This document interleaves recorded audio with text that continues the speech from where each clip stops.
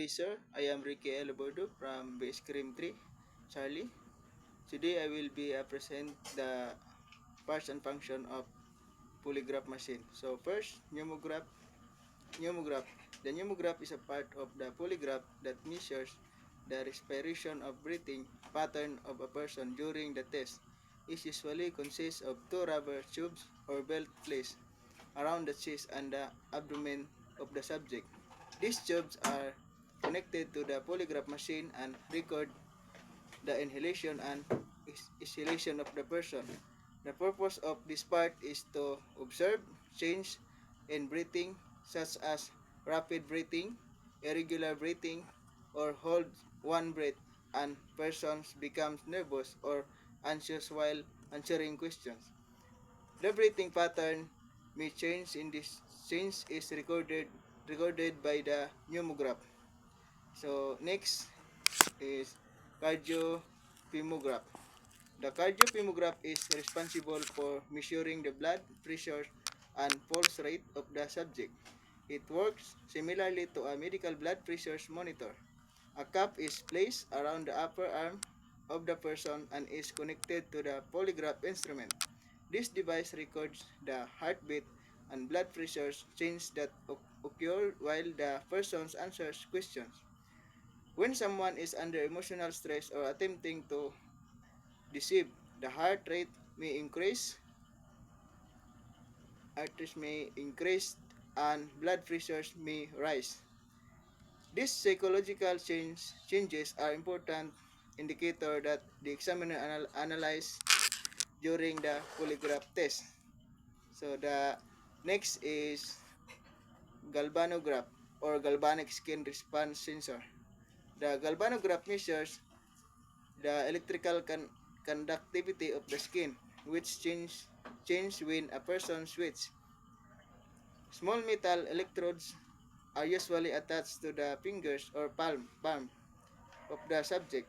When a person becomes nervous or anxious, the sweat glands in the skin become more active. This increases the skin's ability to conduct electricity. The galvanograph records these changes and send the information to the recording system. The reaction is also known as electrodermal activity, and it's one of the most sensitive indicators used in the lie detection. So the next is recording device or polygraph chart system. The recording device is part of the polygraph that, that collects and displays all the psychological data gathered from the sensors. In traditional polygraph machine, the results were recorded on moving paper chart using ink pens that produce wavelength line. In the modern polygraphs, a computerized system is used to display the result on a monitor.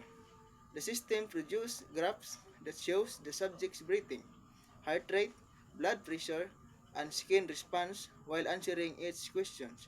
The examiner later analyzes these graphs to determine whether the responses suggest truthfulness or deception.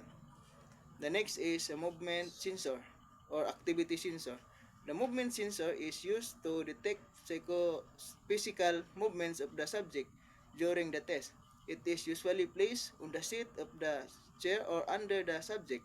Some individuals may try to manipulate the result by intentionally moving their body, tightening muscles, or charging posture. The activity sensors record such movements so that the examiner can determine if the subject is attempting to interfere with the accuracy of the test result. And the last one is the question and control system. Another important component of lie detection is the questioning system, which is controlled by the polygraph examiner. The examiner asks a series of structured questions that include relevant questions, control questions, and irrelevant questions. The responses to these questions are compared that the psychological reactions recorded by the machine. The goal is to identify difference is the subject body reaction when answering truthful versus deceptive questions. So that's all. Thank you.